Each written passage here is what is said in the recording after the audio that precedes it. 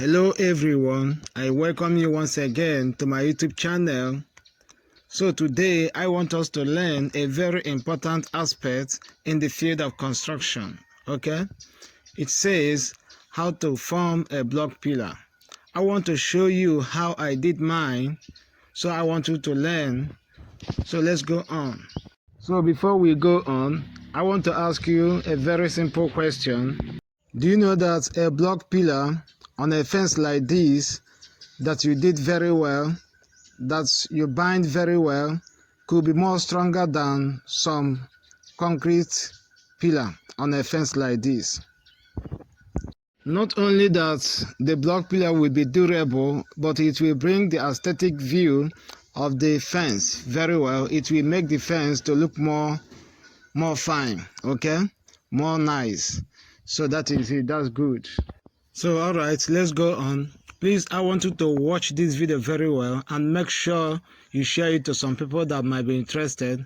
As you watch this video, I'm explaining the binding aspects to the bricklayer. So you have to bind it very well. As this one is crossing this way, okay, as you watch this video, the reason why I am emphasizing on the binding aspect is that I noticed that some bricklayers don't used to pay attention on the binding aspect of the block pillar. Okay, see how it has now, I have now formed it. Okay, this one I have crossed at the center, the way I put the other one by the sides. Then after that, this one will cross, the next course will now cross this one.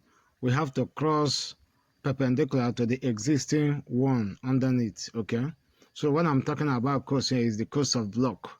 So as you are watching this video, so you have to bind it very well. As you can see, the upcoming course of block to this one, we have to cross this one. Okay, I hope you are watching it. After checking off this block, I have to cross another one.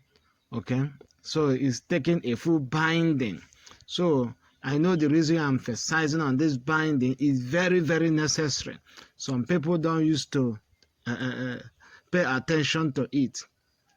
If you don't bind their pillar very well, that pillar can easily fall off.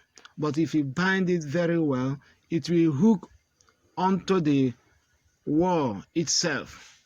The pillars will find it very difficult to fall off. Do you understand me? Okay, so please, before we go on, I want to plead with you. If you find this video interesting, please kindly subscribe to my YouTube channel. I have many upcoming construction tips for you. And if you find someone that might be interested in this video, you can kindly share it to such person. Are you an engineer, okay, or enthusiast in the field of construction? Please, I want you to watch this video very well. You have something to learn. Okay, do you know that some people used to cross their block pillar that way without chalking? You have to chalk it in between them. Okay, and put your mortar this way very well. Please, all these things are necessary. Okay, see the edge, this block pillar, this is the place I'm emphasizing. So you have to chalk in between blocks here very well, and put your mortar on top of it very well, and then cross your next course of block along it, so that it will be very good, it will be durable.